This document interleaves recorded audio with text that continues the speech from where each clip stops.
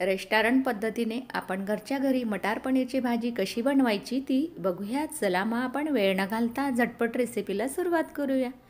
विराजमणी किचनमध्ये तुमचं सर्वांचं मी अगदी मनापासून स्वागत करते.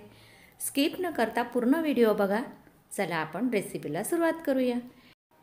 मी गॅसवर अगोदरच पॅन गरम करायला ठेवला. आता 2 कांदे मी लांबसर कापून घेतले, 2 टमाटे तेही लांबसर कापून घेतले.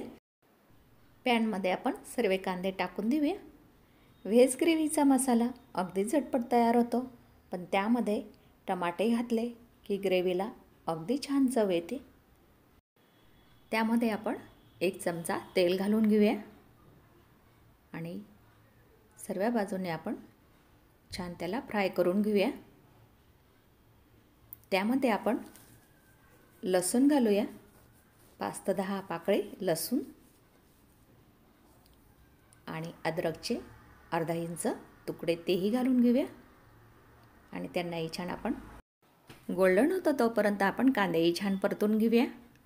त्यामध्ये मी 2 हिरवी मिरची घालते, तिलाही छान आपण परतून घेऊ.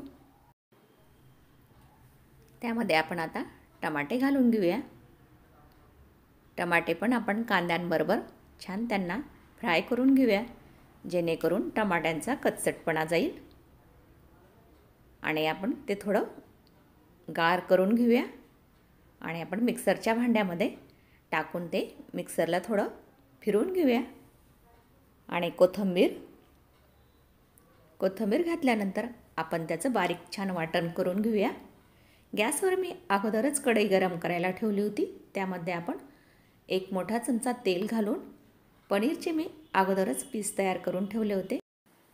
125 ग्राम पनीर घेतलं आहे. आपण तेलामध्ये छान त्याला फ्राय करून घेऊया, गोल्डन होतं तोपर्यंत, जेणेकरून त्याचाही कच्चटपणा जाईल. बघा किती छान आपला पनीरला कलर आला. आता आपण एका प्लेटमध्ये काढून घेऊया. सर्व पनीर मी काढून घेतलं. त्यामध्ये आपण आता तेजपान घालून घेऊया, 1 चमचा जिरे, त्यामध्ये खडे मसालेही घालून घेऊया, 2 लवंग, 2 मिरी, 2 वेलदोडे आणि दालचिनीचा तुकडा. आणि आपण त्यामध्ये आता मसाला घालून घेऊया.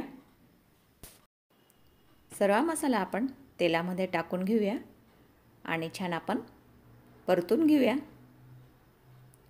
कमीत कमी 2 ते 3 मिनटं आपण मसाला परतून घेऊया, जेणेकरून त्याला असं वरती तेल सुटेल इथपर्यंत. आता त्यामध्ये आपण पाऊण चमचा हळद, अर्धा चमचा धना पावडर, 1 चमचा तिखट, छान त्यालाही तेलामध्ये आपण परतून घेऊया. 2 ते 3 मिनटं आपण मसाला छान परतून घेऊया. त्यामध्ये मी मटर पनीर मसाला 1 चमचा घालून घेते. त्यालाही छान आपण तेलामध्ये परतून घेऊ. मी ग्रीन पीस अगोदरच एका कढईमध्ये तेलामध्ये फ्राय करून घेतले, तेही छान आपण टाकून घेऊया आणि सर्व मिक्स करूया. गॅसवर मी अगोदरच पाणी गरम करायला ठेवलं होतं. त्यामध्ये आपण आता गरम पाणी घालून घेऊया. जे आपलं मिक्सरच्या भांड्याचं होतं तेच मी वापरलं. तो मसालाही पूर्ण त्यामध्ये मिक्स होऊन जाईल. ग्रेव्हीला छान अशी तरी आली. आता आपण त्यामध्ये जे आपण पनीर तळून घेतलं होतं ते पनीर आपण त्याच्यात घालून देऊया आणि चमच्याने मिक्स करूया. अगदी आपलं भाजीचं टेक्स्चर एकदम रेस्टॉरंट पद्धतीने झाली आपली भाजी तयार. त्यामध्ये आपण चवीपुरते मीठ घालून देऊया आणि पुन्हा चमच्याने मिक्स करूया. 2 चमचे दुधावरची साळ तिला छान मिक्स करून घेतली आणि ती आपण ग्रेव्हीमध्ये टाकून देऊया आणि आपण आता ग्रेव्हीला छान स्मोक देऊया. मी कोळसा अगोदरच गरम केला होता.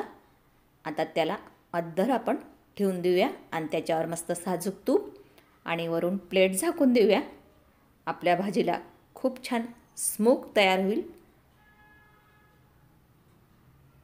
आणि त्याला 5 मिनटं आपण असंच ठेवून देऊया. काढल्यानंतर वाव, किती छान झाली आपली मटर पनीरची भाजी. ते काढून घेऊया आणि चमच्याने आपण पुन्हा भाजी मिक्स करून घेऊ. बघा किती छान आपली ग्रेव्ही तयार झाली. अगदी रेस्टॉरंटमध्ये मिळते त्या पद्धतीने तुम्ही भाताबरोबर बी खाऊ शकता, चपातीबरोबर बी खाऊ शकता. कशी झाली माझी मटर पनीरची भाजी मला नक्की कमेंटद्वारे कळवा.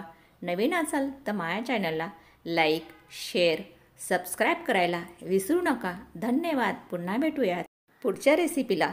तोपर्यंत मस्त खात राहा.